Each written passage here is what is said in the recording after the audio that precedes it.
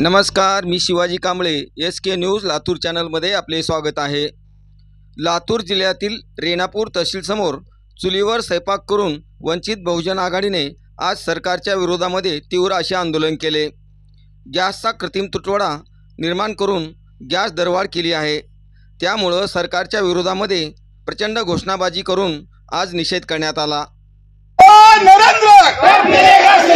वंचित बहुजन आघाडीचा बाळासाहेब आंबेडकर आगे म्हणे, वंचित बहुजन आघाडीचा जाहीर निषेध, जाहीर निषेध, जाहीर निषेध, जाहीर निषेध, जाहीर निषेध, जाहीर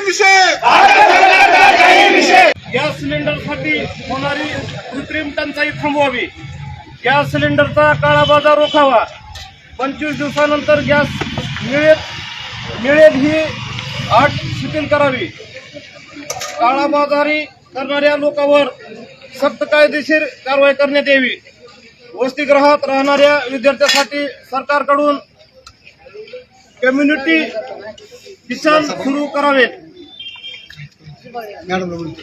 सरकारकडून प्रत्येक 2 किलोमीटरवर जेवणाची व्यवस्था करून गरजू लोकांना अन्न देण्यात यावे।